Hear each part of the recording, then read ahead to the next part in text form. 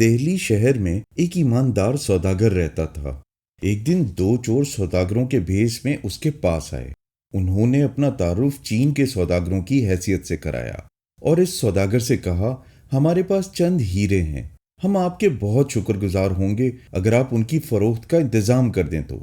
سوداگر بڑا ایماندار شخص تھا اور کاروبار کے خراب کاموں کے طریقوں سے بالکل واقف نہ تھا۔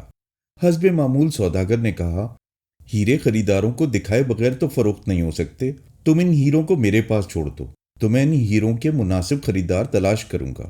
چوروں نے کہا، برائے کرم ان قابل قدر ہیروں کو بڑی احتیاط سے اپنے پاس رکھنا، تم ان کو اس وقت واپس کرنا جب ہم اکٹھے واپس آئیں ان کو لینے کے لیے۔ دکاندار سوداگر نے ان سے اتفاق کر لیا اور دونوں چور سوداگر چلے گئے۔ کچھ عرصے کے بعد ان میں سے ایک چور واپس آیا اور اس نے دکاندار سے ہیرے واپس کرنے کے لیے کہا۔ دکاندار سوداگر نے اس کے ساتھی کے بارے میں پوچھا کہ وہ کہاں ہے، اسے کیوں ساتھ نہیں لائے؟ چور نے کہا، اس کا ساتھی گلی کے کونے پر کسی سے باتیں کر رہا ہے اور وہ اس کے اصرار پر اکیلا آیا تھا۔ دکاندار سوداگر نے اس کو ہیرے واپس کر دیے۔ چند گھنٹوں کے بعد دوسرا چور سوداگر کے پاس آیا اور ان ہیرے جواہرات کے لیے پوچھا تو سوداگر نے کہا، کیوں، تم نہیں جانتے کہ تمہارا دوست مجھ سے ہیرے لے گیا ہے؟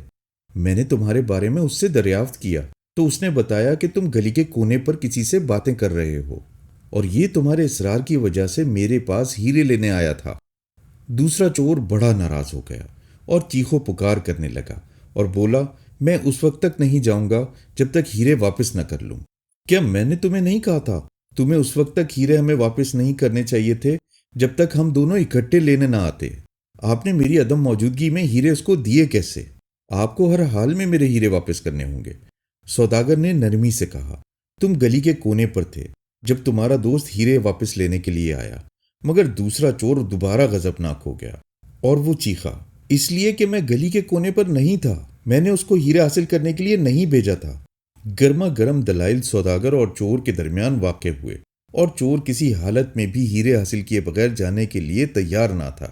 جب اس نے محسوس کر لیا کہ ہیرے حاصل کرنے کی کوئی صورت نہیں تو اس نے سوداگر کو دھمکیاں دینے شروع کر دیں اور کہا، تم میرے ہیرے واپس کرو یا ان کی قیمت ادا کرو۔ سوداگر نے کہا، مجھے کیوں ادائیگی کرنی چاہیے جبکہ میں نے ہیرے چوری نہیں کیے؟ آخر کار چور شہنشاہ کے پاس چلا گیا اور انصاف کے لیے اپیل کر دی۔ شہنشاہ نے یہ مقدمہ بیربل کے حوالے کر دیا۔ بیربل نے سوداگر کو بلایا اور اس کے حقائق معلوم کیے اور وہ جلد ہی سمجھ گیا کہ چور سوداگر کو فریب دے رہا ہے۔ اس نے چور کو بلایا اور کہا، تم اور تمہارا دوست اکٹھے ہیرے حاصل کرنے کے لیے آئے تھے، تمہارا دوست کدھر ہے؟ اگر اپنے مقدمے کا فیصلہ چاہتے ہو تو اپنے دوست کو ساتھ لاؤ۔ مگر یہ تو وہ چور کر نہیں سکتا تھا۔ اگر وہ اپنے دوست کو عدالت میں لاتا تو پھر ان کی کلئی کھل جاتی۔